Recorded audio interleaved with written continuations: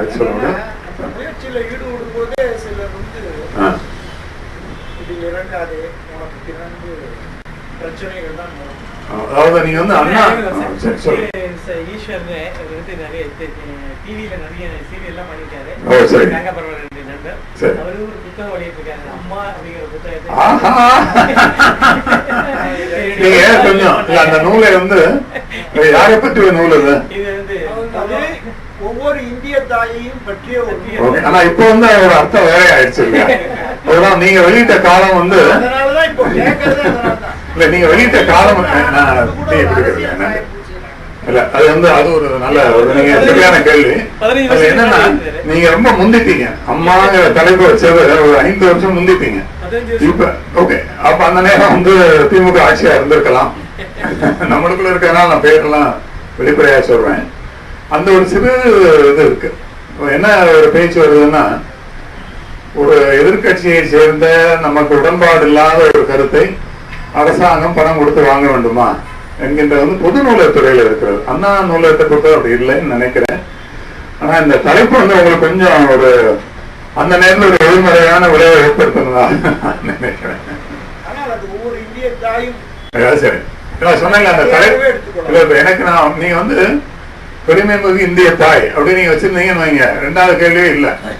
நீங்க வச்ச தலைப்பு கொஞ்சம் 2வது கருத்தையும் சேர்த்து சொல்றதுனால ஒரு சிறு குழப்பத்துக்கு அது ஆளானதாக நான் நினைக்கிறேன். சரி சரி, வேற என்ன நூல்கள் நீங்க எழுதிருக்கீங்க ஈஸ்வர் சார்?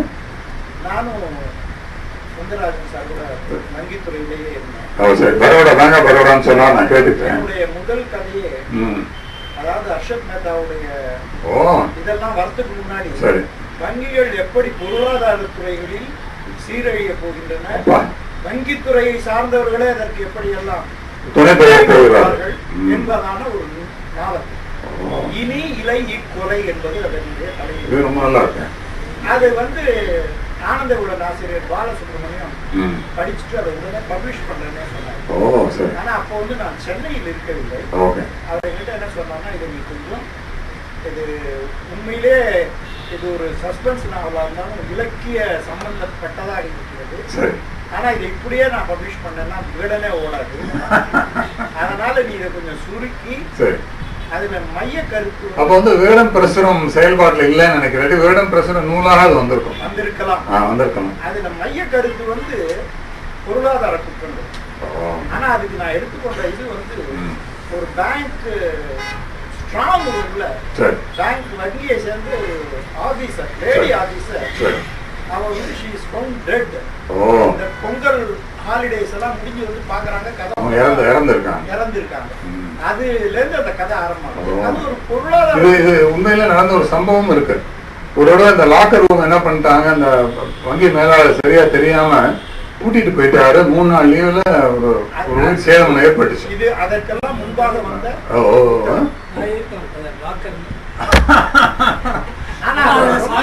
உண்மை சம்பவம். நீங்க அதை கொஞ்சம் கற்பனை கலந்து எழுதிருப்பீங்கன்னு நினைக்கிறேன். இது வந்து அர்ஷத் மேத்தாக்கு முன்னாடி இருந்த அப்பொழுது நான் யோசித்தேன். ஏன்னா நீங்க சொல்றது 90கள் 92 94 92 வந்த. ஆமா, எனக்கு அந்த வருஷம் அர்ஷத் மேத்தா வருஷம் ஞாபகம் இருக்கு. அப்போ வந்து அவர் சொன்னது ஒண்ணுன்னா, அது மாதிரி சுருக்கி கொடுங்க. என்னால என்னுடைய கதையை சுருக்க முடியல. அது வந்து சிதைக்கிறதுக்கு மனசு ஒத்துக்காது. அதுவும் அது வந்து பொருளாதார குற்றத்தை நான் மையப்படுத்தி இருந்தேன். ஆனால் அவர் வந்து அந்த ஸ்ட்ராங் ரூம்ல இறந்து போன லேடி ஆபீசரை வச்சு அந்த கதையை டெவலப் பண்ண சொன்னார். ஏன்னா அதுதான் பத்திரிகைக்கு வந்து இருக்கு இல்லையா? அத சொன்னது அப்கோர்ஸ் அதை நான் பண்ணியிருந்தேன்னா எப்படி போயிருக்கும்னு எனக்கு தெரியல. அப்ப வெளியூர்ல எங்க வெளி மாநிலத்துல இருந்திருப்பீங்க. நான் வேற இடங்களில் எல்லாம் பண்ணி புரிய வேண்டி இருந்ததுனால அப்போ வந்து பார்க்க முடியும். அப்பொழுது ஆனா அவர் சொன்னார், நீ நல்லா எழுதுற, ஆனா நீ வந்து பத்திரிகைக்கு ஏத்த மாதிரி வாயால விமர்சி போட்டார். பத்திரிகைக்கு ஏத்த மாதிரி எழுத கத்துக்கணும்.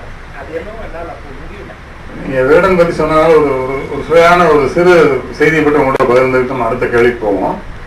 பிரிவோம் சந்திப்போம்னு சொல்லி சுஜாதா வந்து வேடன்ல எழுதினார்.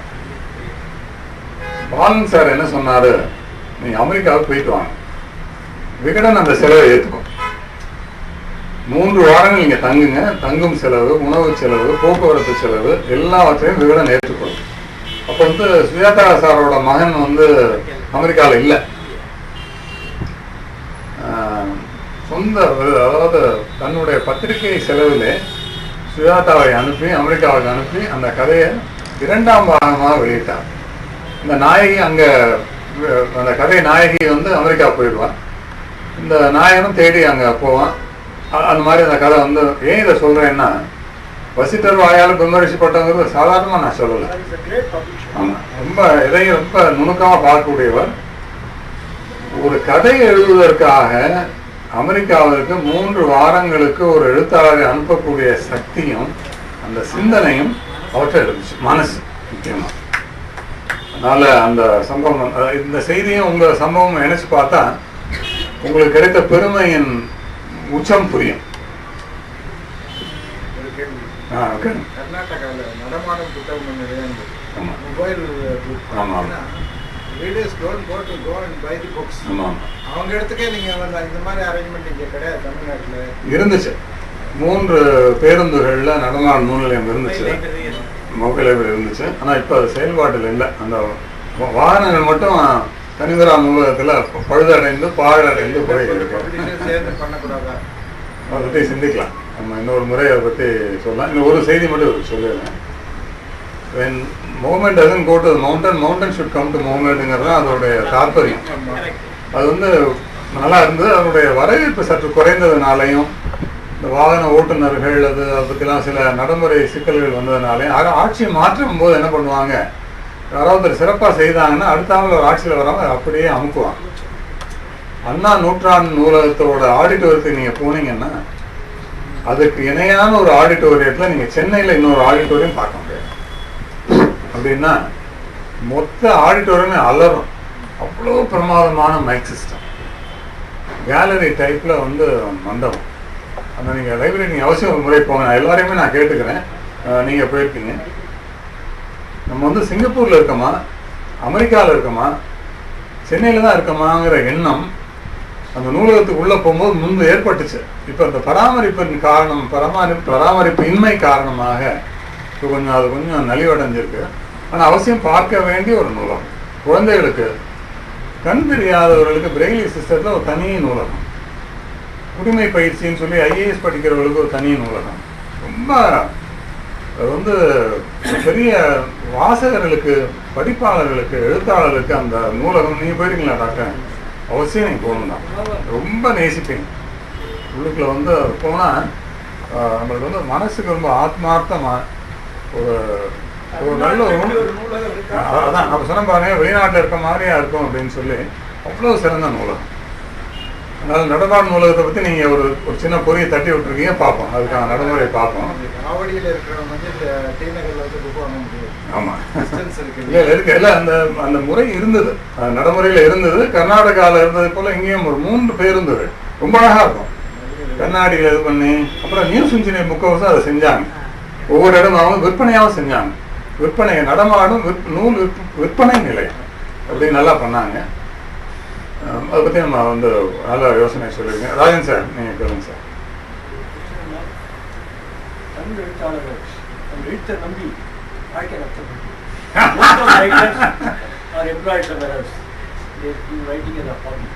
ராஜாஜி கிட்ட ஒரு அறிமுகப்படுத்தினா, அவர் தான் இன்னாரு எழுத்தாளர்னு.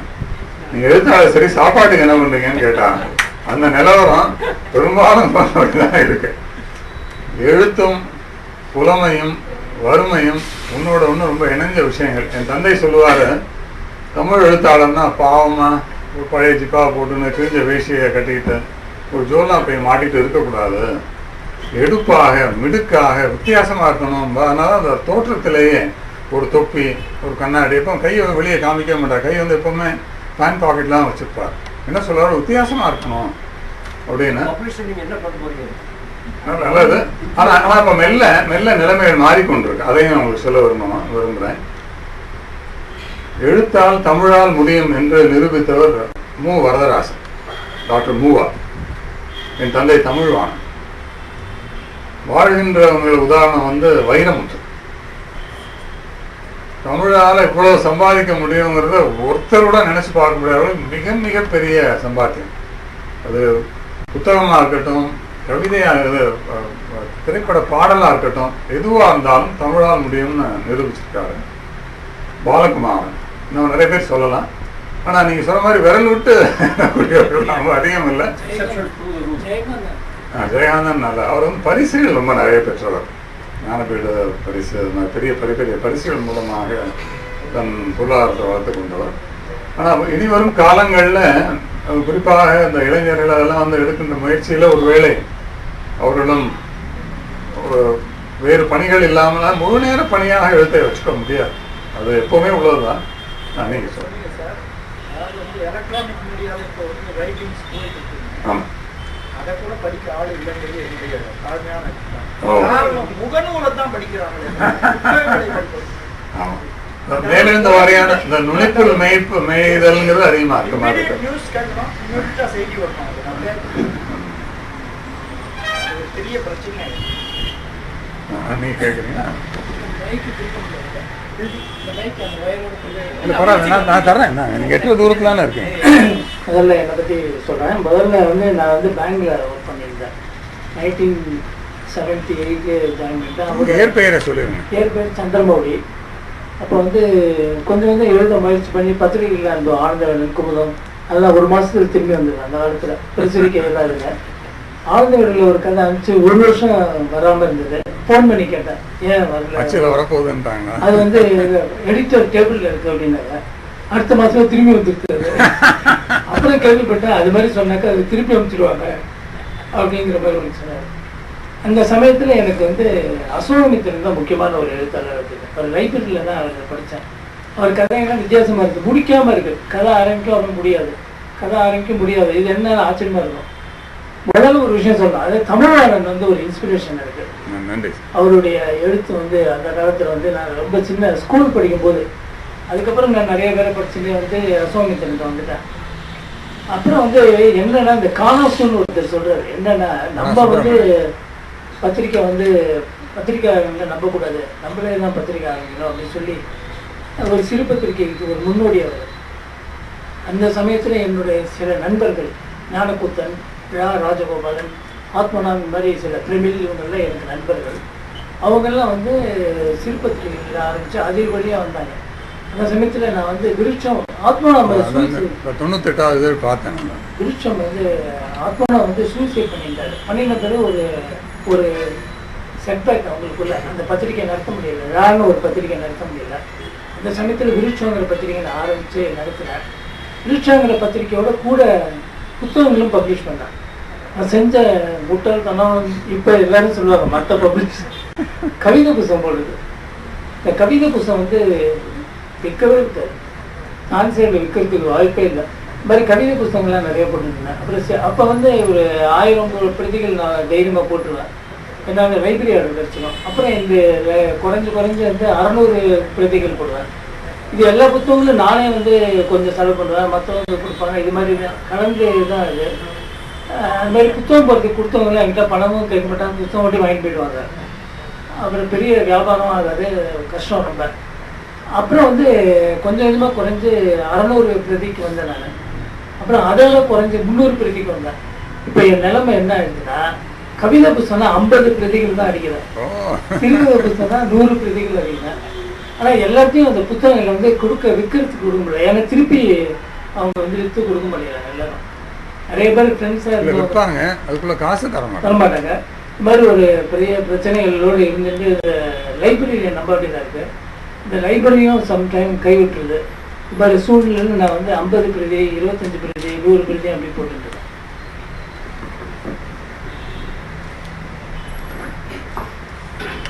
ரவி தன்வானருக்கு முதல்ல என்னுடைய நன்றி. இந்த மாதிரி ஒரு இன்ட்ரோடக்ஷன் எனக்கு உங்களோட பதிப்பகத்தில் பதிப்பிக்கிற அளவுக்கு எழுதுகிற திறமை இன்னும் வளரல எனக்கு. அது வளரும்போது நிச்சயமாக உங்ககிட்ட தான் கொடுப்பேன். இது வந்து ஒரு சால்ஜால் தான். நேற்றைய புத்தகம், இன்றைய புத்தகம், நாளைய புத்தகத்தில் வந்து சுஜாதா அவர்கள் எழுதிதான் ஞாபகம் வருது எனக்கு. என்னதான் இருந்தாலும் புத்தகத்தில் படிக்கிற மாதிரி சந்தோஷம் கிடையாது. படுக்கையில் படுத்து படிக்கலாம், சேரில் உட்காந்து படிக்கலாம், பாத்ரூம் போனால் அங்கே உட்காந்து படிக்கலாம், பஸ்ஸில் படிக்கலாம். படிச்சுட்டே இருக்கும்போது குறுக்க ஒரு போன பணம் தூக்கி அடிக்கலாம் அப்படின்னு வருஷம் எழுதுவார். ஆனால் ஒரு கம்ப்யூட்டர்லையோ இல்லை ஒரு எலக்ட்ரானிக் எக்யூப்மெண்ட்ல படிக்கிற அது மாதிரி வராது. அந்த புதிய புத்தக வாசனையே சில பேருக்கு பிடிக்கும். அது ரொம்ப அருமையான ஒரு விஷயம். அது எப்படியான ஒரு வாசகர்களுக்கு அந்த படிக்கக்கூடிய ஒரு விருப்பத்தை உருவாக்கணும் அப்படிங்கிறது தான் எழுத்தாளருடைய எண்ணமா இருக்கணும்னு நான் நினைக்கிறேன். இப்போ கூட சுஜாதா அவர்கள் புத்தகம் படிக்கிறாங்க, பாலகுமாரன் புதிய எழுத்தாளர் ராமகிருஷ்ணன் அவருடைய புத்தகங்கள்லாம் படிக்கிறாங்க. அப்படி நிறைய புத்தகங்கள் சேல் ஆகுது அப்படின்னாக்க அவர்கள் வாசகர்கள் தன்பால் ஈர்ப்பது என்று நான் நினைக்கிறேன். அது ரொம்ப முக்கியமான விஷயம். எழுத்தாளர்கள் அப்படிங்கிறவங்க நான் எழுதுதான் எழுத நீ படிச்சுதான் ஆகணும்னு சொல்ல முடியாது. சுந்தர் ராமசாமி சொல்லும்போது சொல்லுகிறார், எழுத்தாளர் வாசகனை தன் கைப்பிடித்து அழைத்து செல்ல வேண்டும் ஒரு இதுல இருக்கு. ஆனா அவரே குழம்பு பிற இன்னொரு பகுதியில சொல்றார், எழுத்தாளருக்காக நான் இறங்கி வந்து எழுத முடியாது, நான் எழுதுதான் பார்க்கணும். இது ஒரு குழப்பமான ஒரு சூழ்நிலை. ஆமா, இந்த ஒரு குழப்பமான சூழ்நிலையில நாம் படிப்பதற்கு எப்படி விருப்பமா இருக்கணும் அப்படின்னு வருஷத்துக்கு 40வது புத்தக விழானா 40 புஸ்தகம், 50வது புத்தக விழானா 50 புஸ்தகம், விழாவின் எண்ணிக்கைக்கு ஏற்ற மாதிரி புத்தகங்கள் வெளியிடுற ஒரே பதிப்பு எனக்கு தெரிஞ்சு மணிமேகலை புஸ்தகம் தான். அதற்கு வாழ்த்துக்கள். அதுக்கு முன்னாடி இந்த மாதிரி எந்த ஒரு பப்ளிஷ் பண்றதுக்கு என்ன மாதிரி புத்தகங்கள் நீங்க செலக்ட் பண்றீங்க?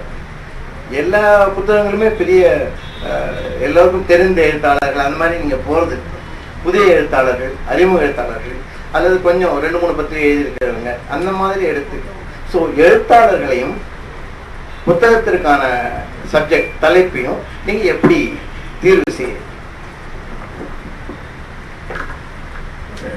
இப்போ வந்து அந்த முதலீட்டு திட்டம் மூலமாக வெளியிடப்படுகின்ற நூல்களின் ஆசிரியர்கள் அல்லாமல் மணிமேகலை பிரசுர ஆசிரியர்கள் குழு என்ற ஒரு அமைப்பை நாங்கள் வைத்திருக்கோம். சகோதரர் லேனாவும் நானும் கலந்து பேசி என்னென்ன வகையான நூல்களை இன்னும் வெளியிடலாம். உதாரணமாக கணினியிலே 50 வகையான நூல்கள் தமிழிலே நாங்கள் வெளியிட்டிருக்கோம். புதிய விஷயங்கள் உட்பட என்னென்ன புதிய தலைப்புகள் வெளியிட முடியுமோ அவற்றையெல்லாம் வெளியிடுகின்றோம். அந்த ஆசிரியரிடம் இந்த தலைப்பை கொடுத்து அவர்களை எழுத சொல்லி வாங்கி செய்கின்றோம். சில எழுத்துக்களை சில எழுத்தாளர் நேரடியாக வருகின்ற எழுத்தாளர் சில எழுத்தாளரின் படைப்புகளை வெளியிட முடியாத அளவுக்கு மிக சாதாரணமான எழுத்தெல்லாம் நாங்கள் பலமுறை அதனை திருப்பி அனுப்பியிருக்கோம். வெளியிட இயலாது என்று தெரிவித்து இன்னும் நிறைய படியுங்கள், இன்னும் நிறைய வாசியுங்கள், வாசித்தாலும் அவங்களால் எழுத முடியும் என்றெல்லாம் அவர்களை ஊக்கப்படுத்தி அதெல்லாம் செய்கின்றோம். சில எழுத்தாளரின் எழுத்துக்களை மெருகூட்டுகிறோம். அவர் 3 வகையான பணிகள் நடைபெறுகின்றன. நாங்கள் விரும்புகின்ற தலைப்பை கொடுத்து எழுதுபவர்கள், ஜோதிடர்கள், அறிவியல் ஆசிரியர்கள், கணினி மட்டும் தெரிந்தவர்கள், அந்த மாதிரியாக உள்ள அது ஒரு வகை. இரண்டாவது, இந்த சில தலைப்புகளை அவர்கள் கொண்டு வரும்போது அதை மெருகூட்டி திருத்துவதற்கென்று எங்களிடம் ஒரு புலவர் குழு ஒன்று இருக்கிறது. அதன் மூலமாகவும் சொல்லுங்க சார்.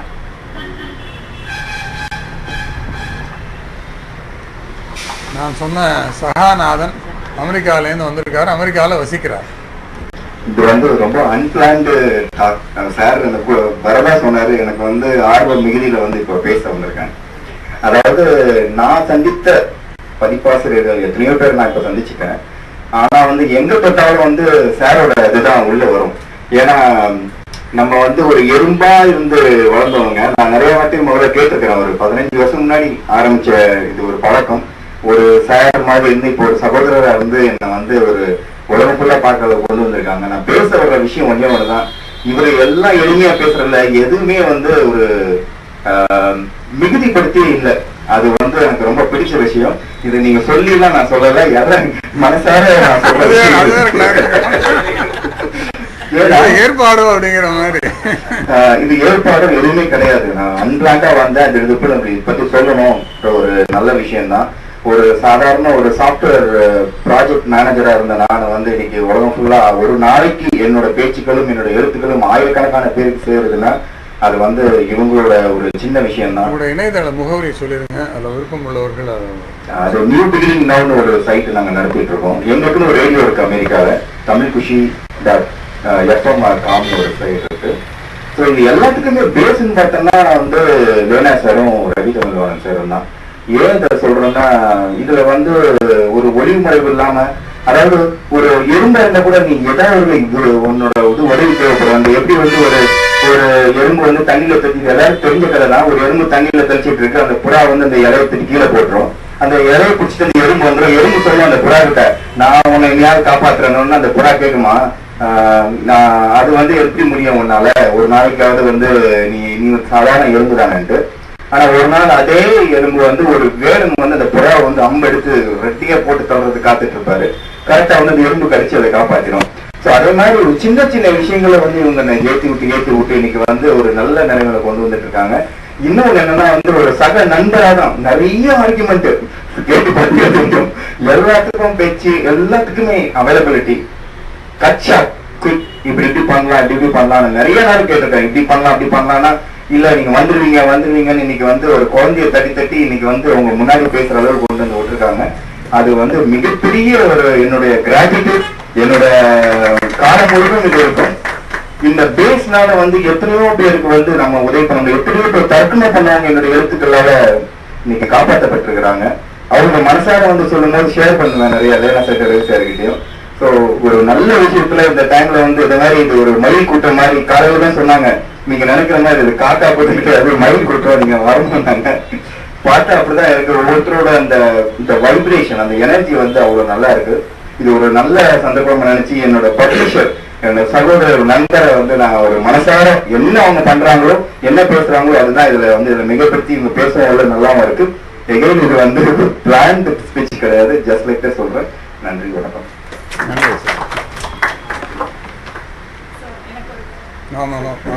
மைக் வேணுமா? சரி, ரெண்டு கேள்விங்க. முதல் கேள்வி வந்து நீங்க சொன்னீங்க இளைய பெண் ஒருத்தர் இருக்காங்க, சகோதரி இருக்காங்க. பொதுவா நீங்க பாக்குறதுல இளைய தலைமுறையோட இலக்கிய வாசிப்பு இல்ல ஆர்வம் எப்படி இருக்கு, நீங்க இப்ப எப்படி பாக்குறீங்க? அதிகமா மின்னூல்களும் முகநூலும் வாசிக்க பழகிட்ட இந்த தலைமுறை எப்படிப்பட்ட வாசிப்பு இதுல இருக்கிறதா நீங்க பாக்குறீங்க? நாங்க பாக்குற ஓரளவுக்கு எங்க நண்பர்கள் பட்சத்துல உங்க ஒரு பதிவு வாசிக்கிறா உங்களுடைய இது என்ன? முகநூல் அதிகமாக படிக்கிறேன்னு சொல்லுங்க. இந்த மாதிரி புத்தகங்கள் படிக்கும் பழக்கம் உங்கள் வட்டாரத்தில் அதிகமாக இருக்கிறதா? எனக்கு தெரிஞ்ச என்னோட நண்பர்கள் முடிஞ்ச அளவுக்கு பகிர்ந்துட்டு படிக்கிறோம். அது வந்து பொதுவா பகிர்ந்து கொள்வது வேறு, படிப்பது வேறு. நான் குறிப்பாக சொல்வதற்கு காரணம், நான் வந்து இந்த புக் எக்ஸிபிஷனுக்குலாம் போகும்போது அங்கே நடக்கிற சேல்ஸை பார்த்தா ஆச்சரியமா இருக்கு. அவ்வளவு போகுது. அதுல சிறுவர்கள் படிக்கின்ற அளவுக்கு பெரியவர்கள் படிக்கிறார்களா அப்படிங்கிறது எனக்கு சந்தேகமா. அதனால தான் நான் கேட்கிறேன். தப்பாக நினைத்து சொல்றேன்னா சிறுவர்கள் உண்மையிலேயே நிறைய படிக்கிறார்கள். ஆனால் அந்த அளவுக்கு இளைஞர்கள் அந்த வாசிப்பை பெருக்கிக் கொள்கிறார்களா என்று அறிய விரும்புகிறேன். அவருடைய கருத்து என்னன்னு கேட்கலாம். முதல் கேள்வி. ரெண்டாவது கேள்வி நீங்க பேசும்போது இந்த புத்தகத்தை வாங்காதீங்க ப்ளீஸ், அந்த புத்தகத்தை சொன்னீங்க. பொதுவா ஒரு எழுத்தாளரோட எழுத்தை தாண்டி ஒரு இமேஜ் இருக்கு இல்லைங்களா? இப்போ கோபிநாத் வந்து அவருடைய பேச்சால நீ ஆனா அப்படிங்கிறதுனால அறியப்படுது. அந்த மாதிரி ஒரு எழுத்தாளரோட ஆல்ரெடி ஏற்கனவே இருக்கிற ஒரு பிம்பம் ஒரு புத்தக விற்பனையோ இல்ல அவரோட அந்த புத்தக விற்பனையை எப்படி வந்து பாதிக்குதுன்னு நினைக்கிறீங்க? எந்த அளவுக்கு அது வந்து அஃபெக்ட் பண்ணுதுன்னு நினைக்கிறீங்க? பிராண்ட் நேம் இளைய தலைமுறை புத்தகங்களை எவ்வாறு வாசிக்கிறார்கள்? இதுதான் முதல் கேள்வி. சோதரி பேர் சொல்லுங்க. கயல்வேல். ஆமா, என்னோட தந்தையின் கதாபாத்திரத்தின் பெயர்னு சார் சொல்றாங்க. இளைய தலைமுறை தமிழிலிருந்து மிக மிக விலகி போய்கொண்டிருக்கிறது. இளையவர்கள் யாருமே தமிழ் படிப்பதில்லை. தமிழ் படிப்பதாக சொல்வதை கூட அவர்கள் இன்னும் அது ஏதோ ஒரு சற்று கௌரவ குறைச்சல் என்பதாக ஒரு பிரமையிலே அவர்கள் இருக்கிறார்கள்.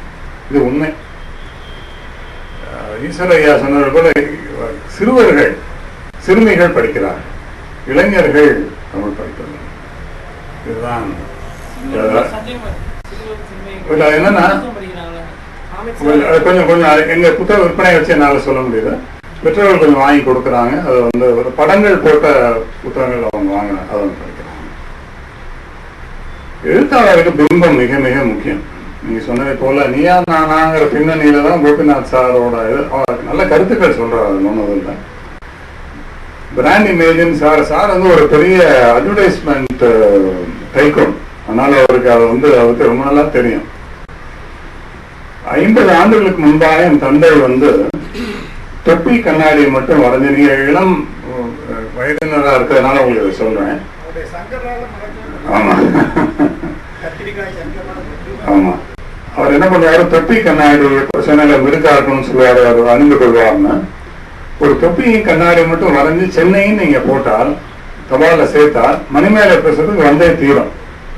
மும்பையில இருந்து ஒரு வாசகர் சொன்னா, நீங்க ரொம்ப தலகணத்துல பேசுறீங்க, அது எப்படி விலாசமே இல்லாம ஒரு கடிதம் வரும் உங்களுக்கு, இதெல்லாம் வந்து வீண் ஜம்பம் அப்படின்னு என் தந்தை தமிழ்வாணனுக்கு மும்பையை சேர்ந்த ஒரு வாசகர் எழுதியிருந்தார். என் தந்தை சொன்னார், பத்திரிகையிலே சொன்னாரு, நீங்க இதை வரைஞ்சு அனுப்புங்க, என்ன கிடைச்சதுன்னா கிடைச்சதுன்னு சொல்றேன், கிடைக்கலன்னா நீங்க சொல்ற கருத்தை சரி நான் வெறுமனே ஜம்பம் பண்ண எடுத்துக்குவோம், அதுதான் தீர்வு அப்படின்னு சொன்னார். 2 வாரங்கள் கழித்து அந்த மும்பை நண்பரோட, மும்பை வாசகரோட கடித வாசகத்தோட அந்த தொப்பி கண்ணாடி வரைஞ்ச அட்டைப்படத்து அந்துமணி போடுறாரு இல்லையா, அந்த மாதிரி கைக்கண்டிலேயே அவர் வெளியிட்டார்.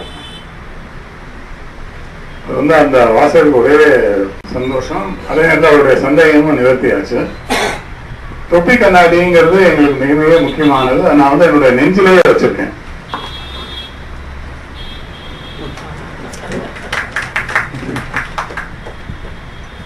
ஒரு பிம்பம்னு சொன்னீங்க, இந்த பிம்பம் எந்த அளவுக்கு முக்கியங்கிறத நான் உணர்ந்திருக்கேன். என் தந்தையும் வந்து இப்பதான் சொல்றாங்க, கார்பரேட் இமேஜும் அதுவும் பிராண்ட் அதுவும் அதெல்லாம் நிறைய சொல்றாங்க. அவர் ஒரு தனி மனிதராக ரொம்ப சாதிச்சதாக நான் நினைக்கிறேன். அதனால நிச்சயமாக ஒரு எழுத்தாளருக்கு ஒரு பிம்பம், ஒரு இமேஜ் நிச்சயமாக அவருடைய விற்பனைக்கு உதவுங்கிறதுல 2ஆம் கருத்தே இல்லை. இது கொஞ்சம் ஆஃப் தி ட்ராக். எல்லாருமே இந்த முகநூல் பத்தி பேசுறோம். முகநூல் நிறைய டைம் எடுக்குது, அதெல்லாம் உண்மைதான். ஏன் முகநூலில் நிறைய பேர் எழுதுறாங்க அப்படிங்கிறது காரணத்தை நம்ம நிச்சயமா யோசிச்சு, ரீச் அதுல நான் ஒரு 5 பாயிண்ட் எழுதினேன். ஏன் முகநூல் எழுதுறோம் அப்படின்னு. நான் வந்து முகநூல் எழுதிட்டு ஆசிரியருக்கு பிடிக்கல அப்படின்னு சொல்லி அடிக்க முடியாது. நானே ஆசிரியர், நானே போடுறேன், படிக்கிறவங்க படிக்கலாம், படிக்காதவங்க. So you are free to publish. இல்லைன்னா ஒரு பத்திரிகை ஒரு ஆசிரியர் அல்லது ஒரு துணை ஆசிரியர் யாருடைய தயவையோ அல்லது அவருடைய ஒரு ஒப்புதலோ தேவை இருக்கு, அவருடைய பார்வை அந்த பத்திரிகையோட தரத்துக்கு இருக்கணும்னு அவங்க எதிர்பார்ப்பாங்க. அது தவறு கிடையாது. நம்மளை நிராகரிக்கிறதுக்கான வாய்ப்புகள் அதிகம். அதனாலதான் முகநூல்ல எழுதுறவங்க அதிகமாயிடும். முகநூல்ல எழுதுற அத்தனை விஷயமே நுனிப்புள் மயிற மாதிரி இருக்கும்னு சொல்ல முடியல. இப்போ குறிப்பா ஒரு 15 லைன்ல ஒரு விஷயத்த சொல்லணும் அப்படின்னா அது நல்ல ஒரு பக்க கட்டுரை. என்னுடைய நண்பர் லேனா சொல்லுவார், முதல்ல ஒரு பக்க கட்டுரை எழுதிட்டு போன போது அது 1.5 பக்கத்துக்கு இருந்தது. அப்போ அங்க இருந்த வரதராஜன் சொன்னா அது ஒரு பக்கத்துக்கு அடிச்சு கொடுங்க, என் குழந்தைய என்னாலே அடிக்க முடியாது. ஆமா, உடனே அவர் சொன்னார், நான் பண்ணி தரேன், உன் குழந்தைய நான் அடிக்கிறேன்னு சொல்லி அடிச்சு ஒரு பக்கத்துல நிறுத்துற மாதிரி பண்ணினார். அதுல இருந்து அதே மாதிரி ஒரு பக்கத்துல எழுதிட்டு வராங்க. ஸோ அவர்களுக்கு சில நார்ம்ஸ் இருக்கு. ஒரு பத்திரிகையிலையோ அல்லது ஒரு புத்தக பப்ளிஷிங்ல கூட அவங்களுக்குன்னு ஒரு நார்ம்ஸ் வச்சிருப்பாங்க. முகநூலில் அதெல்லாம் கிடையாது. You are free. என்ன எழுதுறோமோ எழுதலாம், பிடிச்சா படிக்கிறாங்க, படிக்காதான் படிக்கலாம். ஒரு ஒரு ஒரு ஒரு போஸ்ட்டுக்கு வந்து 50 பேர் லைக் பண்ணுவாங்க, ஒரு போஸ்ட்டுக்கு 2 பேர் தான் லைக் பண்ணுவாங்க, ஒரு போஸ்ட் காணாமலே போயிடுவாங்க அந்த கூட்டம். அதனால முகநூல் இப்ப முகநூல் எழுதிட்டு இருக்கு, கல்கியில வர எழுத ஆரம்பிச்சிட்டாரு ஒருத்தர். இன்னொரு முகநூல் எழுதுறவங்க எப்போ அவருடைய ஆர்குமெண்ட்ஸ், அவருடைய கொண்டு வருகின்றது அரசியல் ஆகட்டும், சமூக மற்ற ரீதியில் இருக்கின்ற பிரச்சனைகளாகட்டும் வந்து ரொம்ப ஆழமானதாக இருக்கு. அதுக்கு வருகின்ற பின்னூட்டங்கள்லாம் பாத்தீங்கன்னா நம்மளுடைய ஆர்குமெண்ட் மாதிரி சில சமயத்துல சிந்தனையோட இது வந்து தாக்கம் ரொம்ப அதிகமா இருக்கு. அதாவது முகநூல் கொஞ்சம் கொஞ்சமா பெரிய பெரிய அதோடைய தாக்கம் அதிகமாகிட்டே வருது. இளைஞர்கள் கிடையாது, வயசாங்க 70 வயசு 80 வயசுக்குலாம் எழுதுறாங்க. லேடிஸ்லாம் எவ்வளவு பேர் எழுதுறாங்க, அவ்வளவு லேடிஸ் எழுதுறாங்க, நிறைய பேர். அதுல வந்து அந்த சாதி மதம் எல்லாத்த பத்தியும் அதுல எழுதாதவங்களே ஒருத்தர் திட்டி கூட திட்டிக்கிறாங்க சில சமயத்துல. ஆனால் கொஞ்சம் கௌரவமா திட்டிக்கிறாங்க. அந்த அளவுக்கு அந்த முகநூல் என்பது இப்போ உருவாகி, முகநூல் என்பதை ஒரு முன்னோட்டமாக நம்முடைய எழுத்து பணிக்கு அல்லது நம்முடைய எழுத்திறமை வளர்த்துக் கொள்ளும் ஒரு இடமாக நான் பார்க்கிறேன். அதனால முகநூல் அப்படிங்கிறது வந்து ஒதுக்கப்பட வேண்டிய ஒரு விஷயம் இல்லைங்கிறது என்னுடைய கருத்து. அதாவது இப்போ நம்ம வந்து பிரிண்டட் புக்ஸ் ஒன்று பண்ணிட்டு இருக்கோம், இன்னொன்று இந்த இ புக்ஸ்ன்னு சொல்லிட்டு இருக்கோம். லைக் இப்போ மொபைல் கூட வந்தாச்சு, மொபைலில் கூட எல்லாம் வந்துச்சு, கிண்டல் மாதிரி நிறைய புத்தகங்கள் இதெல்லாம் வந்தாச்சு. ஸோ அப்படி இருக்கும்போது இந்த ஃபியூச்சர் இப்போ நீங்கள் 3 வகையாக பிரித்து சொன்னீங்க. கடந்த காலம், அருமையான காலம்னு சொன்னீங்க. அதுக்கு பின்னாடி வர்ற காலம், இப்போது சமீபத்திய காலம் வந்து இப்படியும் இல்லை அப்படியும் இல்லாமல் போயிட்டு இருக்கு. இந்த வரப்போகிற காலத்தில் நிச்சயமாக இந்த இணையதளமும் இந்த மொபைலும் மேஜர் ரோல் பிளே பண்ண போகுது. கண்டிப்பா அது சந்தேகமே இல்லை. அப்படி இருக்கும்போது ஏன்னா இப்ப வந்து யார் வேணாலும் கூகுள்லயோ ஒரு புக்கை பப்ளிஷ் பண்ணலாம் அப்படிங்கிற ஒரு கருத்து இருக்கு. நீங்க எழுதுற புத்தகத்தை நீங்க வந்து கொடுத்தீங்கன்னா அவங்க வந்து யாருக்கு வேணுமோ புத்தகத்தை ஆர்டர் பண்ணாங்கன்னா அன்னைக்கு மாத்திரம் பிரிண்ட் பண்ணி ஒரு காப்பியை மாத்திரம் அனுப்பக்கூடிய முடிய டெக்னாலஜியும் சௌகரியங்களும் இப்போ வந்திருக்கு. ஸோ அதனால இளைய தலைமுறைகள் நிறைய பேர் வந்து இப்போ எழுதிட்டு இருக்காங்க. இப்போ அவங்க எல்லாம் இப்போ நிறைய ஸ்டூடெண்ட்ஸும் கல்லூரி மாணவர்களும் ஐடியில் இருக்கிறவங்களும் தமிழ்லையும் சரி ஆங்கிலத்தில் பெரும்பாலும் எழுதிட்டு இருக்காங்க. ஸோ இதை தமிழ்லையும் கொண்டு வந்தோம்னா நமக்கு ஒரு வீச்சு இன்னும் அதிகமாக இருக்கும். பப்ளிஷர்ஸ் எல்லாம் நீங்க வந்து கன்வென்ஷனல் இதை வந்து நீங்க பண்ணிட்டு இருக்கீங்க. இதுக்கு மேல வந்து எப்படி கொண்டு போக முடியும்? காலத்தின் கட்டாயம், காலத்தின் கட்டாயம். அதுக்கு வந்து எப்படி நீங்க வர போறீங்க, பப்ளிஷர்ஸ் எல்லாம் என்ன பண்ண போறீங்க அப்படிங்கறத உங்கள்கிட்ட தெரிஞ்சுக்க ஆசைப்படுறேன்.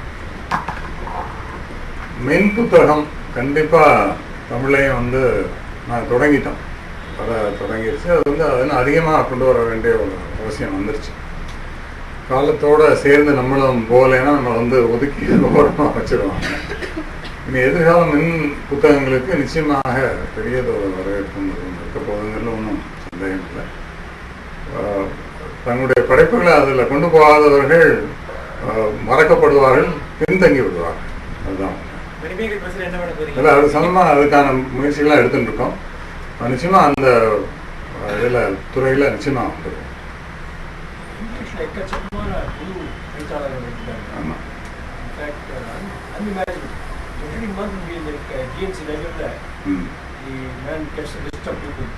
சில புதிய புதிய எழுத்தாளர்கள். Obviously, English readership is going up. Tamil அப்படி யாரா தெரியாது.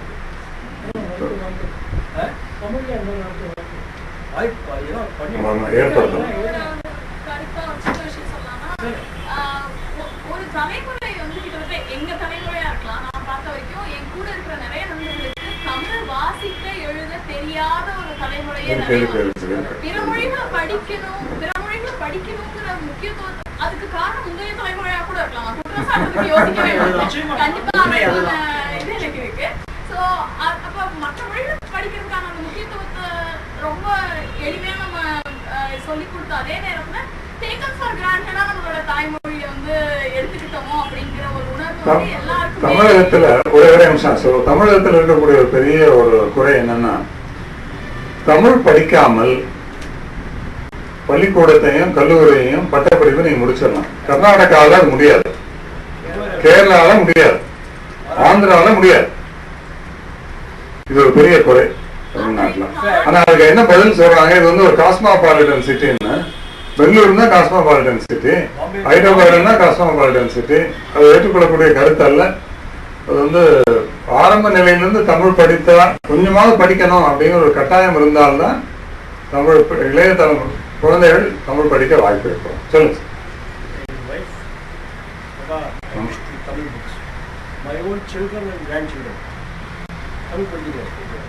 மாப்பிள்ள வந்து பத்மா சேஷாதேவி ஸ்கூல்ல படிச்சுட்டு தமிழ் படிக்க தெரியாது. அந்த தமிழ் கதைகளை இங்கிலீஷ் ஆக்கி பப்ளிஷ் பண்ணது முதல்ல குடும்பத்துக்காக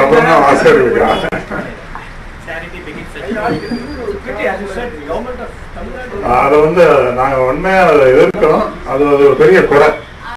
தமிழ் படிக்க முடியாம, தமிழ் படிக்காமல் நீங்க வந்து பள்ளிக்கூடத்துக்கு வந்துட முடியும், கல்லூரிக்கு வந்துட முடியுங்கிறது வந்து ஒரு பெரிய குறை. வேற எந்த மாநிலத்திலும் சாத்தியம் இல்லை.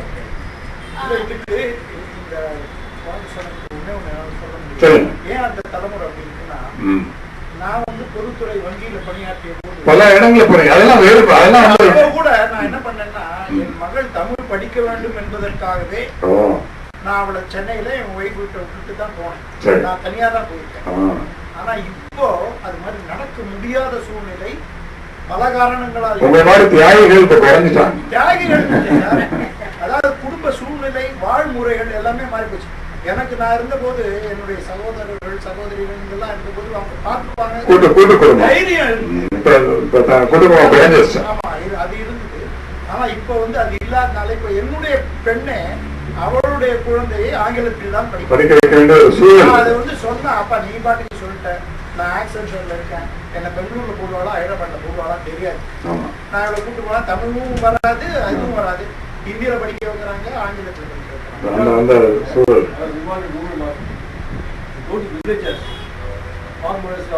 they prefer to put the children in the private school, English medium. Corporate school students இல்ல. அதுல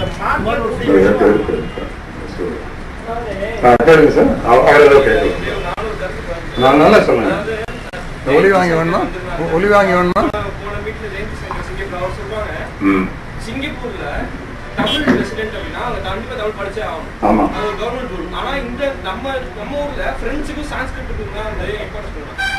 பிரான்ஸுக்கு எவ்வளவு பெருசு இருக்கும், தமிழ்நாடு இருக்குமா, நம்மளோட கொஞ்சம் பெருசா இருக்குமா, நம்ம எதுக்கு பிரெஞ்சு படிக்கணும்? அது மாதிரி ஒரு நம்ம கண்ணோட்டத்தை மாற்றணும். அரசாங்கம் வந்து அதுக்கு உதவி பண்ணுறாங்க. எதுக்கு தமிழ் வந்து ஆப்ஷனலா வைக்கக்கூடாது. நம்ம அது வந்து நம்ம கையில் ஒரு காரணம். இங்கு அரசியல் நடத்தி கொண்டிருப்பவர்களே அவர்களுடைய குழந்தைகளை ஆங்கிலத்தில் படிக்க வைத்து விட்டு தமிழ் அவர்களும் ஒரு என்னன்னா நம்மளே நம்ம குழந்தைகளை தமிழ் படிக்க வைக்கணும். நம்ம பண்ண தப்பு கரெக்டா நம்ம பண்ண தப்பு. நம்ம குழந்தைகளை வந்து ஏதோ ஒரு காரணம் சொல்லி ஆங்கில மீடியத்துல போடுறோம், இது மாதிரி பண்றோம். தமிழ் படிக்கக்கூடிய ஒரு மொழியை வந்து தமிழா இருக்கலாம். ஒருவேளை சூழல் காரணமாக இருந்தால் கூட ஹிந்தியா பிரெஞ்சா அப்படின்னு தமிழான்னு இருக்கும்போது தமிழை தேர்ந்தெடுக்கிறது நல்லது.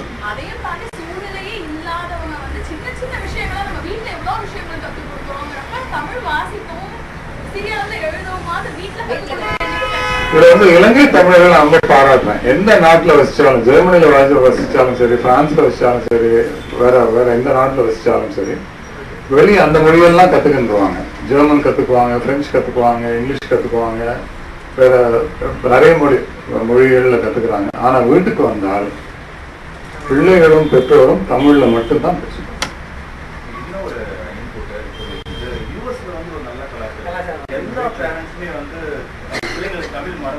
ஆமா ஆமா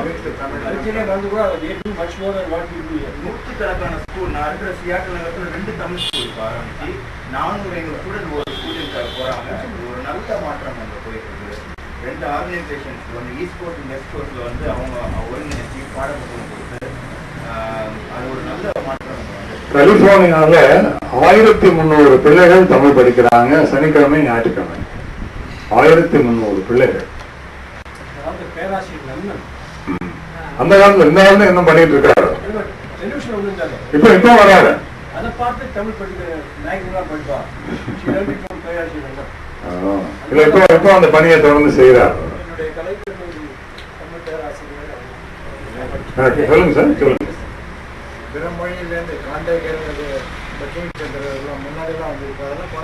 இருக்கு அலைன்ஸ் சீனிவாசன் அதை தொடர்ந்து செஞ்சுட்டு இருக்காங்க. அலைன்ஸ் பதிப்பகம் இல்ல, அந்த நூல்கள் எல்லாம் மொழிமாற்றம் செய்து அந்த நூல்கள் எல்லாம் அலைன்ஸ் பதிப்பகத்துல இப்பவும் விற்பனைக்கு இருக்கு. கண்ணதாசன் மகன் காந்தி கண்ணதாசன் அவர் அந்த ஆங்கில நூல்களை நிறைய எடுத்து மொழிபெயர்ப்பு செய்து நிறைய நல்ல பணி செய்யறாங்க.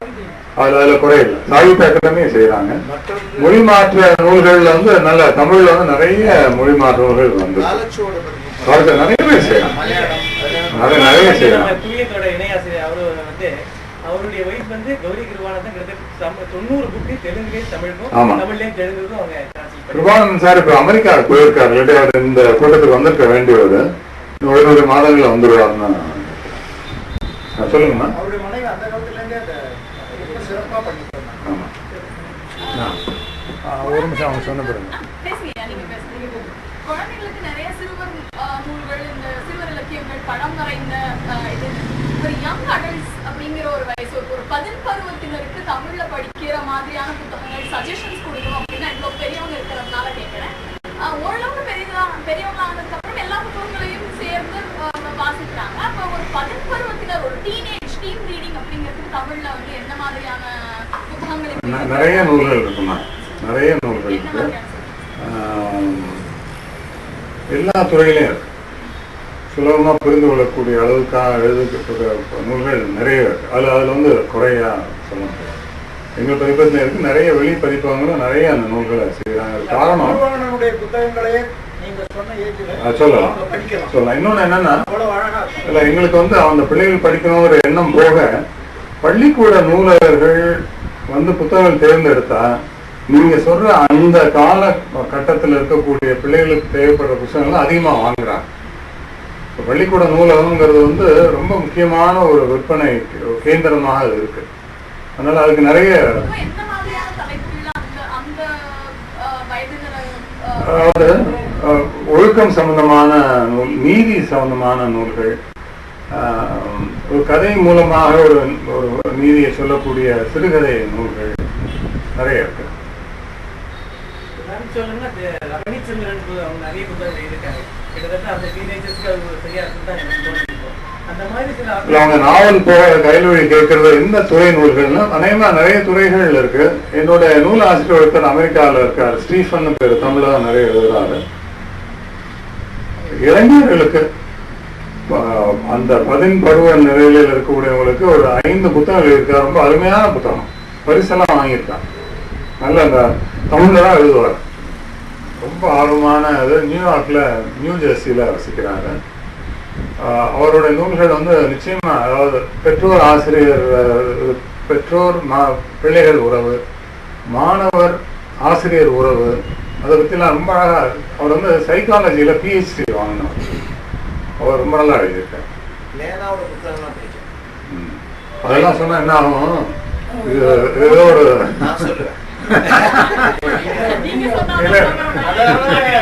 உண்மையிலே அந்த வயசுல இருக்கிறவங்களுக்கு துப்பறியும் கதைகள் நிச்சயமா தமிழ்வானது படிச்சாரு. இப்போ வந்து என்னன்னா, அந்த காலத்துல வந்து மற்ற பத்திரிகைகளை வந்து ஆசிரியர்களும் பெற்றோரும் ஆட்சேபிப்பாங்க, கல்கண்டை மட்டும் ஆட்சேபிக்க மாட்டாங்க. காரணம் விரசம் இருக்காது, ஆபாசம் இருக்காது, பிள்ளைகள் படிக்கக்கூடிய ஒரு தரமான எழுத்தா இருக்குங்கிற ஒரு நம்பிக்கை வந்து தைரியமா துணை. என் வீட்டுல ஆனந்தவுடன் கல்விக்கும் அடுத்தபடி அவங்க படிச்சுட்டு இருந்த போது என்னுடைய தொந்தரவு தாங்காமல் வாங்க ஆரம்பிச்ச பத்திரிகை கல்கண்டு. ஓ சரி சரி சரி, அதுக்கு நான் இப்ப நன்றி சொல்லிக்கிறேன். இப்பதான் தெரிய வந்தது. எனக்கு வந்து அந்த கத்திரிக்காய் மேல அவ்வளவு இன்ட்ரெஸ்ட், அவ்வளவு சுவையா இருக்கும் அந்த ஏஜ்ல. இப்போ நீங்க எந்த நோக்கத்துல கேக்குறீங்க? இல்ல, என்ன மாதிரி நூல்களை 10 பருவத்தினருக்கு வாங்கி கொடுக்க முடியும், அவங்களுக்கு என்னென்ன துறையில நூல்கள் கிடைக்குது, அதான் அவங்க கேட்கலாம். எல்லாமே கலந்து அவங்க வாசிக்கக்கூடிய நூல்கள் என்ன, அதான்.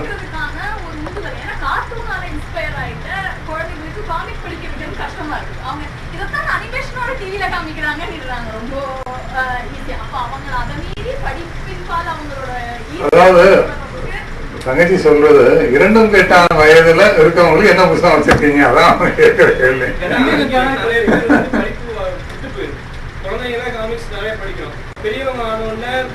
ரெண்டுக்கு இடப்பட்ட புத்தகங்கள் இல்லையோ அப்படின்னு அவங்க நினைக்கிறாங்க. இருக்கு இருக்கு. எதுக்கு நான் கேட்கறேன்னா, ஒரு பெரிய சேலஞ்சஸ் நியூஸ்ல போயிட்டு இருக்கு. அந்த கிட்ஸ் வந்து 8-9 வயசுலயே வந்து என்ன மாதிரி கேள்விக்கணும் அத்தனை கேள்வி அந்த கிட்ஸை பேரண்ட்ஸ் போட்டு தள்ளிடுறாங்க. Because of the American culture வந்து ஸ்ட்ரைட்டாவே இம்பாக்ட் ஆயிடுதா.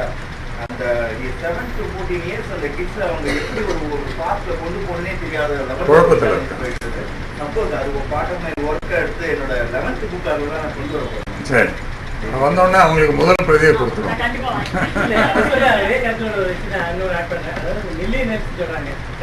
பின்னாடி பிறந்தாங்க அவங்க தான் இப்போ அமெரிக்காவில் டிசைட் பண்ணக்கூடிய அத்தாரிட்டி. எந்த மாதிரி பொம்மை வாங்கணும், எந்த மாதிரி புத்தகம் படிக்கணும் அப்படிங்கிறத மில்லியனர்ஸ் தான் டிசைட் பண்றாங்க. ஸோ அவங்களுக்கு பிடித்த மாதிரி புத்தகங்கள் எழுதணும், அவங்களுக்கு என்ன தேவை அப்படிங்கிறத ரிசர்ச் எல்லாம் பண்ணி அதுக்கு தகுந்த மாதிரி பண்ணியிருக்காங்க. அவங்க பிடிச்ச உணவு என்ன, அதுதான் இன்றைக்கு நிறைய சேல் ஆகும். வயதானவர்கள் வந்து குறைஞ்சமாக தான் வாங்குறாங்க, ஆனால் இவங்க சொல்லி வாங்க வைக்கிறது தான் ரொம்ப அதிகமாக இருக்கு. ஸோ அதனால இது நம்மளும் ஒரு ரிசர்ச் பண்ணணும் சார். அந்த இவங்க சொன்ன அந்த டீனேஜர் பீப்புளுக்கு எந்த மாதிரி புத்தகங்கள் நம்ம எழுதணும், அது இதுல ஒரே ஒரு சின்ன ஒரு கருத்து போயிட்டு, இந்த அமெரிக்காவில் ஒரு குறும்படம் உண்டு, தமிழ் இனி அப்படின்னு சொல்லி ஒரு குறும்படம். அதை பாருங்க, அதை படிச்சோம்னா தமிழ் எப்படி தமிழ் இனி வெள்ள செத்துக்கொண்டு இருக்கிறதுங்கிறதுக்கு முதல் ஜெனரேஷன் வந்து தமிழ் கொஞ்சம் பேசுறாங்க. அமெரிக்காவிலேயே இருக்கிற 2வது ஜெனரேஷன் அங்க மட்டும் இல்லை, எங்கேயும் அப்படித்தான் வாழுது. அவங்க வந்து தமிழை வீட்டுல பேசுறது தயங்குறாங்க. 3வது ஜெனரேஷன் சுத்தமா அவன் கேட்கறான், my grandfather used to speak in one language. What is the name of it? Arena. It's Tamil. அவர் ஒரே யோசிச்சது Tamil. Can you spell it? TAMIL அப்படின்னு எழுதி முடியுதா? ஸோ கேட்கும்போது கூட எனக்கு அப்படியே மனசுக்கு ரொம்ப கஷ்டமாக தான் இருக்குது. ரொம்ப அப்படியே இதே வலிக்கத்தான் செய்யுது. ஸோ இதை வந்து நம்ம மாற்றணும். நம்ம இங்கே வந்து இருக்கிற ஒவ்வொருத்தரும் நம்ம ஒரு சபலம் எடுத்துக்கோம். நம்மளால் முடிஞ்ச அளவுக்கு தமிழ் புத்தகங்களை மற்றவங்களுக்கு குழந்தைகளுக்கு பர்டிகுலராக நம்ம சொல்லிக் கொடுக்க ஆரம்பிக்கும். அதுக்கு தகுந்த மாதிரி புத்தகங்கள் நீங்கள் நிறைய பப்ளிஷ் பண்ணணும் சார். அது எப்படி விற்கிறது, எந்த முறையில் அவங்களுக்கு பிடிச்சது மொபைலோ அல்லது ஆன்லைனோ, ஸோ அந்த முறையில் நம்ம நிறைய தமிழ் புத்தகங்களையும் தமிழ் கருத்துக்களையும் தமிழ் காமிக்ஸ்களையும் கொண்டு வரணும். அவங்களுக்கு புரிய மாதிரி கொடுக்கணும். அவங்க நீங்கள் வந்து ஔவையாருடைய பேப்பர் வந்து நான் ஒரு டீனேஜர் கொடுத்தேன்னா அவங்க வந்து என்னால் படிக்க முடியலன்னு சொல்லி போயிடுவாங்க. கம்பராமாயணத்தை கொடுக்க முடியாது. அதை வேணா நீங்கள் வந்து வேறு மாதிரி வேறு ஒரு பேக்கேஜாக வந்து அதை நம்ம குழந்தைங்களுக்கு கொடுக்கணும். அதுக்கு நீங்கள் எல்லாம் சேர்ந்து முயற்சி பண்ணணும். நம்ம எல்லாரும் அது கொடுத்து வைக்கணும். அதுக்கு வந்து இப்போது அறிவியல் சார்ந்த புத்தகங்கள் வந்து பார்த்தீங்கன்னா மதன் அவர்கள் எழுதியிருக்காங்க. அந்த பூமியை பற்றியும் சூரியனை பற்றியும் அதை பற்றி நம்ம தமிழ் புத்தகம் நண்பர்கள் அந்த புத்தகத்தை பற்றி நாம் விமர்சனம் பண்ணோம். சுஜாதா அவர்கள் எழுதியிருக்காங்க நிறைய அறிவியல் சார்ந்த கதைகள். இந்த மாதிரி அறிவியல் சார்ந்த கதைகள், சமூக சிந்தனை சார்ந்த கதைகள் அல்லது கட்டுரைகள், அதாவது இளைஞர் டீனேஜ்ங்கிறவங்க புதுச்சிக்கிட்டே இருப்பாங்க, ஒரு இடத்துல நிற்க மாட்டாங்க. அவங்கள உட்கார வைக்கிற மாதிரி இன்ட்ரெஸ்டிங்காக எழுதணும். அதுக்கு அந்த மாதிரியான எழுத்தாளர்களை பிடித்து அதுக்கு முனைப்போடு செய்தாதான் முடியுமே தவிர ஒரு கமர்ஷியல் இதோட பண்ணுறது ரொம்ப கஷ்டம். சமூக சிந்தனையோட பார்த்தா தமிழில் புத்தகம் இவங்க பேசுறது அமெரிக்காவில் இருக்கும். அமெரிக்காவில் அவங்க என்ன வேணா பார்ப்பாங்க. 13 வயசுக்கு அப்புறம் they are not under the parents control. அவங்க ஆண்களும் என்ன வேணா பண்ணுவாங்க. பட் நம்ம ஊரில் அப்படி இல்லை. அன்னைக்கு கிளினிக்கில் உட்காந்துட்டு இருக்கும்போது ஒரு பாட்டி ஒரு கையில் பாயிண்ட் எடுத்துட்டு வந்து பண்ண சொல்லுங்க என்ன உடம்பு எது குழந்தை வார்த்தாங்க கையில் தான் வச்சுருக்கீங்க இல்லை வருவாங்க. அந்த பாட்டியோட பையன் 38 வயசு அவர் தான் குழந்தை பாருங்க உடம்பு சரியில்லை. ஆக நம்முடைய நிலைமை இப்போ அப்படிதான் இருக்கு. ஆனால் இந்த 17 வயதுங்கிறவங்களை நம்ம தான் கைட் பண்ண முடியும். அவர்களுக்கு என்ன அவைலபிலிட்டி கொடுக்க முடியுங்கிறது தான். இல்லைன்னா அவங்க வந்து எந்த புக்குன்னா படிப்பாங்க. ஸோ உதாரணத்துக்கு சொன்னேன் மதன் புத்தகம், சுஜாதா அவர்கள் எழுதின அறிவியல் நிறைய தமிழில் அறிவியல் புத்தகங்கள் இருக்கு. அந்த மாதிரி புத்தகங்கள் எல்லாம் நாம் வந்து பப்ளிஷ் பண்ணோம்னா ரொம்ப யூஸ்ஃபுல்லாக இருக்கும். நான் ஒன்று வச்சு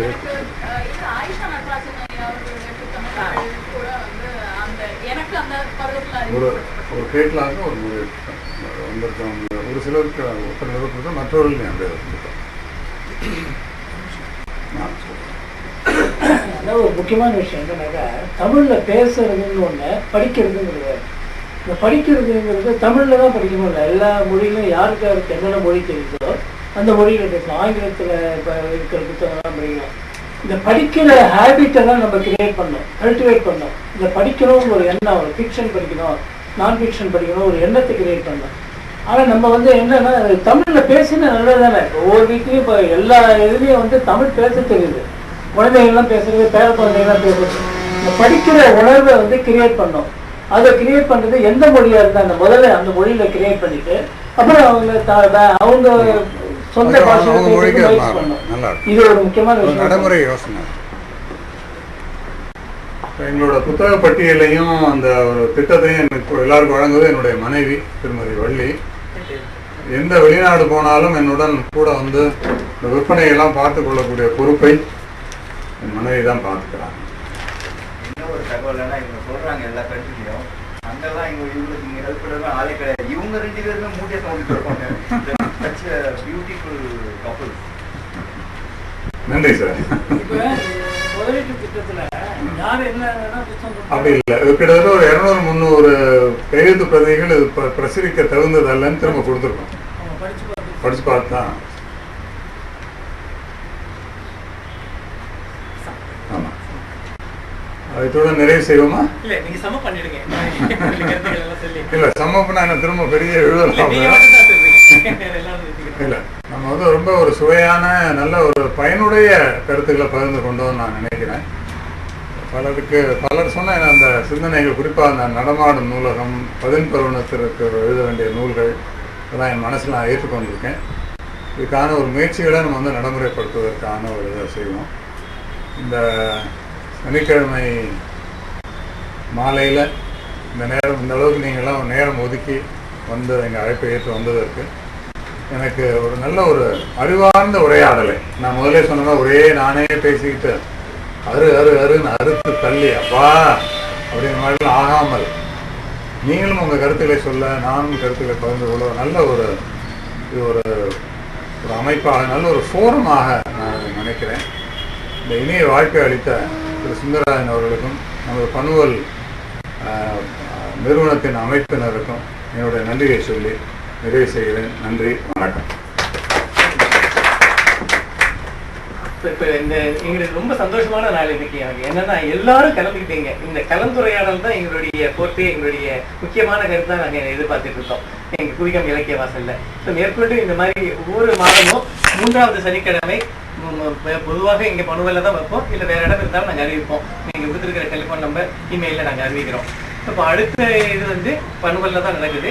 பிப்ரவரி மாதம் 20ஆம் தேதி 3வது சனிக்கிழமை மாலை 6 மணிக்கு. நிகழ்ச்சி முடிவானா நிகழ்ச்சியை பற்றி இன்னும் முடிவாகல. யோசிச்சுட்டு இருக்கோம்னா சரித்திர நாவல்ல பொன்னியின் செல்வனை பத்தி ஒரு பெரிய ஒரு கருத்தரங்கு, அதுக்கு ஒரு தனி ஒரு பார்வை இருக்கு. பொன்னியின் செல்வன் வரலாற்று பேரவைன்னு அந்த பேரவையில நானும் ஒரு உறுப்பினர். ஸோ அவங்கள கேட்டிருக்கேன். அதில் எஸ்பிஎஸ்ன்னு ஒருத்தர் இருக்காரு, அவர் அவைலபிளா இருந்தாருன்னா அவங்களுடைய குரூப்பும் மற்ற நண்பர்களும் சேர்ந்து பொன்னியின் செல்வன் தான் இப்போ சொல்லியிருந்தார். மற்ற இப்போ கோபிநாத்தோட புத்தகம், இல்லைன்னா தமிழ்நாட்டிய புத்தகம் 65 வருஷம் ஆன பிறகும் எல்லா புத்தக கண்காட்சியிலையும் அதிகமாக விற்பனையாகிற மிக காஸ்ட்லியான புத்தகம் என்னவென்றால் பொன்னியின் செல்வன் தான். ஸோ அதுக்கு வந்து கல்கி ஒரு அமைத்து வச்ச ஒரு பாகம் வந்து தனி அது. ஸோ அப்படிப்பட்ட ஒரு புத்தகத்தினுடைய வெற்றியின் ரகசியம் என்ன அப்படிங்கிற மாதிரி யோசிச்சுட்டு இருக்கோம். அது இன்னைக்கும் அது என்றைக்குமே நினைக்கும். அது ஆங்கிலத்தில் வந்திருக்கு. இப்போ நீங்க சொன்னீங்க இல்லையா, தமிழ் தெரியாத வெளிநாட்டில் இருக்கிற மக்களுக்கு வந்து நம்ம என்ன பண்ணலாம் அப்படிங்கிற மாதிரி அதுக்கு வந்து ஆடியோ புக்ஸ் எல்லாம் கொண்டு வரலாம் சொல்லி பிளான் பண்ணிட்டு இருக்கோம். இன்ஃபேக்ட் சியாட்டில் என்னுடைய சன் கூட அங்கே இருந்தாங்க. சியாட்டில் வந்து அவங்க நாடகத்து மூலமா நிறைய தமிழ் நாடகம் நிறைய போடுறாங்க. அர்ஜுன் சுந்தரராஜன் பேர், அங்கே நிறைய பேர் எல்லாம் இருந்தாங்க. அவங்கெல்லாம் தமிழ் நாடகம் நிறைய போட்டிருக்காங்க. அருமையான கடவுள் வந்திருந்தார் சுஜாதாலேருந்து மற்ற நிறைய அவங்களே எழுதி அந்த மாதிரி. இப்போ கூட சில்லுங்கிற நாடகம் இங்கே மெட்ராஸில் நடந்தது. அது கலிஃபோர்னியாவில் அவங்களும் அதே இவங்க தான் அங்கே சேஞ்ச் பண்ணாங்க. இண்டஸ் கிரியேஷன் சியாட்டில் கரெக்டா புடிச்சீங்க பாத்தீங்களா? அதான் சகா எனக்கு சொல்லியிருக்காரு. நீங்க சொன்ன மாதிரி ஆடியோ புக்ஸ், வீடியோ புக்ஸ், இந்த மாதிரி சின்ன குழந்தைகளுக்காக மேஜிக் பிரிக்ஸ்ங்கிறது வந்து ரொம்ப அருமையான ஒரு இது இருக்கு. சின்ன சின்ன வாத்து குவா குவா வாத்துன்னு சொல்லி அமெரிக்காவில் இருக்கிற தமிழ் தெரியாத குழந்தைகள் எல்லாம் அதை பார்த்துட்டு வா இத்துன்னு எழுத்துகள் வரும். அதை பார்த்துட்டு குழந்தைகள் சாப்பிடுது. பட் எல்லாரும் பார்த்து கொடுத்த மாதிரி இப்போ அதை பார்த்துட்டு சாப்பிட்றாங்க. ஸோ இந்த மாதிரி நம்ம கொண்டு வந்து மற்றவர்களுக்கு அவர் சொன்ன மாதிரி சியாட்டில் ஸ்கூல் இருக்கு, வாஷிங்டன் டிசியில நானும் ஒரு ஸ்கூல் பார்த்தேன். இனாகுரேஷன் டே இன்னைக்கு 500 குழந்தைகள் வந்து படிக்கிறாங்க இன்னைக்கு. ஸோ அந்த அளவுக்கு அவங்க தமிழை வந்து வளர்க்கறதுக்கு அவங்க முயற்சி எடுத்துட்டு இருக்காங்க. கஷ்டமான காரியம் தான். தமிழ் பேச மாட்டேங்கிறாங்க வீட்டில், அப்பா அம்மா கூட இங்கிலீஷ்லாம் பேசுறாங்க. அப்படி இருக்கும்போது தமிழை வளர்க்கணும் அப்படிங்கிற உணர்ச்சியோட நம்ம முடிப்போம். இந்த இதுக்கு வந்திருந்த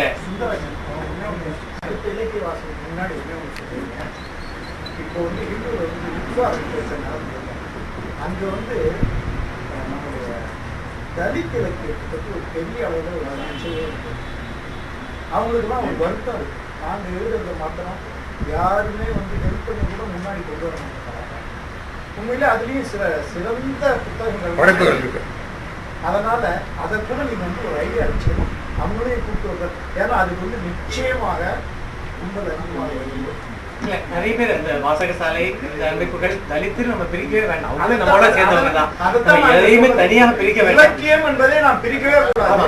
ஆனா அவங்களுக்கு அந்த ஒரு அடையாளம், அது அவங்களுக்கு ஒரு தவறான அடையாளம் வேண்டாம். அவர்களும் நம்மவர்கள் தான், எல்லாரும் ஒன்றுதான். அது அவங்களுக்கு நீங்க ஒரு தரம் அந்த என்கரேஜ்மெண்ட்டை கொடுத்தீங்கன்னா கண்டிப்பா கொடுப்போம். எல்லாரும் குழந்தை இலக்கியம் பத்தி இலக்கிய வாசலுடைய முக்கியமே வந்து வெவ்வேறுபட்ட இலக்கியங்களை கொண்டு வரணும் தான். குழந்தைகள் இலக்கியம், நீங்க சொன்ன மாதிரி இந்த டீனேஜ் இலக்கியம், அப்புறம்